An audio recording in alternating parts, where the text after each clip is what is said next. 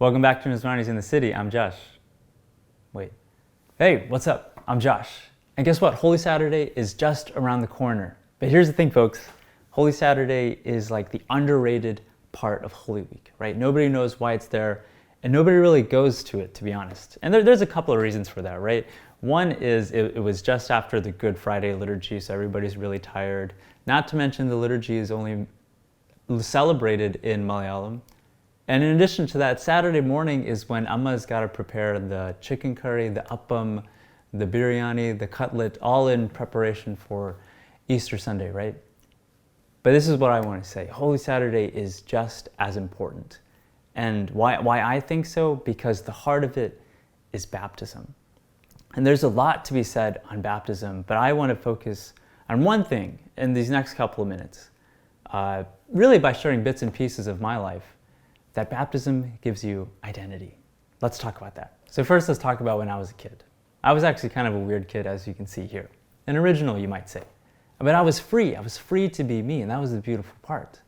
I actually really appreciate looking back on how I grew up, because there was this great innocence within me. But not like innocence like pavam or anything like that.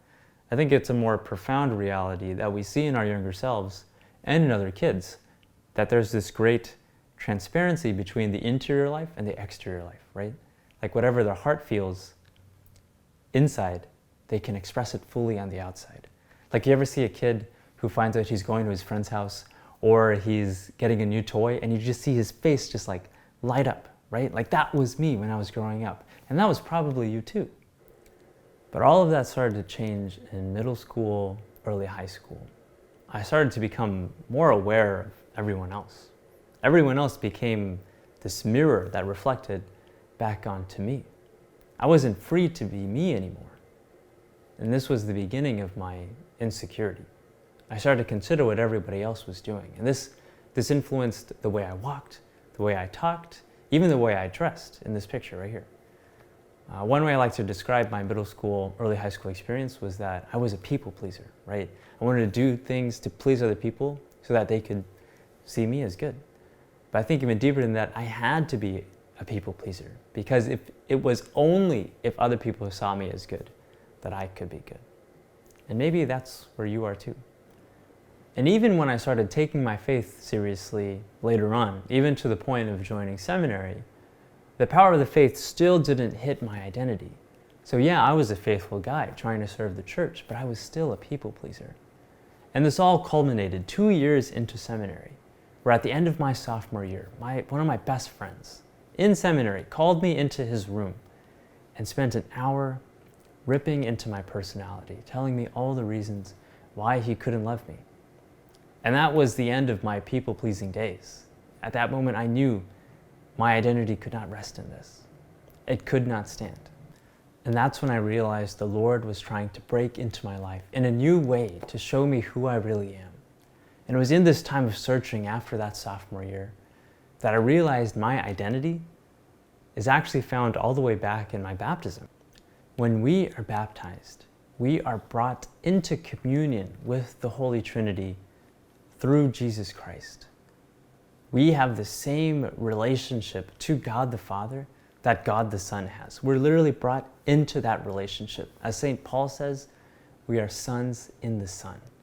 And that's who we are as Christians. If you're a man, you're a son of God. If you're a woman, you're a beloved daughter of God. And yeah, at this point, I really want to say, baptism is not a symbolic event. It's not something we do for culture. It is the beginning of a relationship with the most Holy Trinity dwelling within you. This is the core of who you are. And it determines everything about what you will become, namely a saint. But being a son or daughter of God as our identity, that's a choice, right? We have to intentionally choose to live out of our baptism. And it's interesting, right? Like most of us were baptized when we were infants, yet for myself at least, it was only 20 years later that I really started to live out of it, that I started to be intentional about the importance of my baptism. It's kind of like the prodigal son story. In Luke chapter 15, the prodigal son, he wasn't always prodigal, right? He had the father with him at the beginning of the story. And it was only later on where he was literally eating mud, that he remembered who he was. What did he remember? He remembered the relationship he had to the Father. So he goes running back. And that's us. That's me. That's what I'm trying to do. I'm trying to go back to being a kid again with that beautiful innocence and transparency. We're able to go back to that experience if we choose to live out of our baptism as sons and daughters of God. So that's why the Holy Saturday liturgy is important, because everything I just talked about, the core of who we are as sons and daughters of God, we bring to mind at the Holy Saturday liturgy when we renew our baptismal vows. Now mind you, when's the only other time we talk about vows? Marriage vows, right? When a husband and wife renew their marriage vows, they bring to mind the covenant they made with each other in order to strengthen their relationship. In a similar way, when we renew our baptismal vows, we bring to mind the covenant God has made with us so that we can strengthen our relationship with the Most Holy Trinity. So as a final note, if there's any part of your heart where you feel insecure in your identity, let me just assure you that you are loved by God and you have been brought into the family of God through baptism.